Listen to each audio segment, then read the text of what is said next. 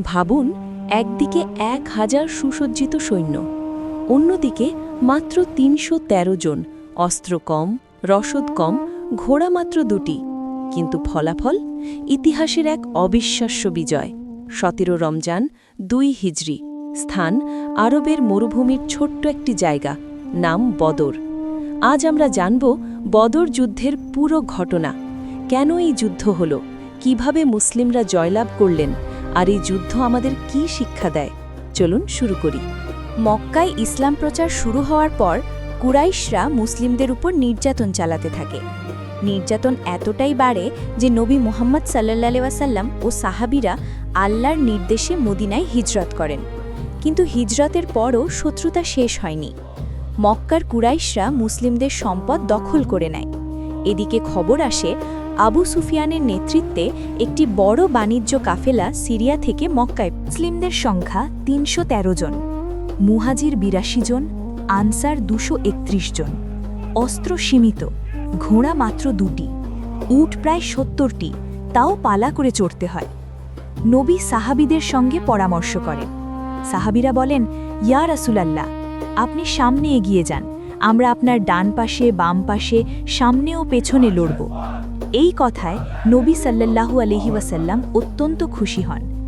সেই রাতে নবী সাল্লাল্লাহু আলাইহি ওয়াসাল্লাম একটি তাঁবুতে দাঁড়িয়ে দীর্ঘ সময় দোয়া করেন, হে আল্লাহ, আজ যদি এই ছোট দলটি ধ্বংস হয়ে যায় তবে পৃথিবীতে তোমার ইবাদাত আর হবে না। 17 রমজানের সকাল, প্রথমে একক দ্বন্দ্ব শুরু হয়।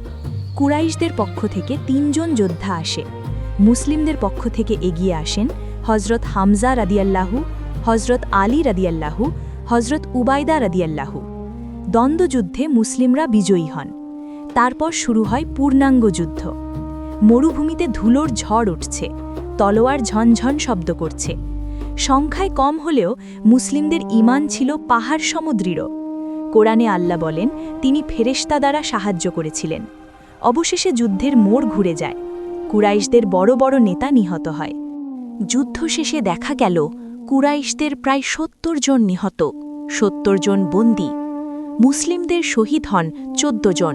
এই বিজয় শুধু সামরিক বিজয় ছিল না, এটি ছিল ঈমান ও তাওয়াক্কুলের বিজয়। মদিনায় মুসলিমদের মর্যাদা বৃদ্ধি পায়। আরব জুড়ে ইসলামের প্রভাব ছড়িয়ে পড়ে। আজও 17 রমজান এলে বদরের কথা মনে পড়ে। এটি শুধু একটি যুদ্ধ নয়, এটি ছিল সত্য ও মিথ্যার সংঘর্ষ। আপনি যদি এমন আরও ইতিহাস জানতে চান, ভিডিওটি লাইক করুন, শেয়ার করুন এবং চ্যানেলটি সাবস্ক্রাইব করুন। আসসালামু আলাইকুম ওয়া রাহমাতুল্লাহ।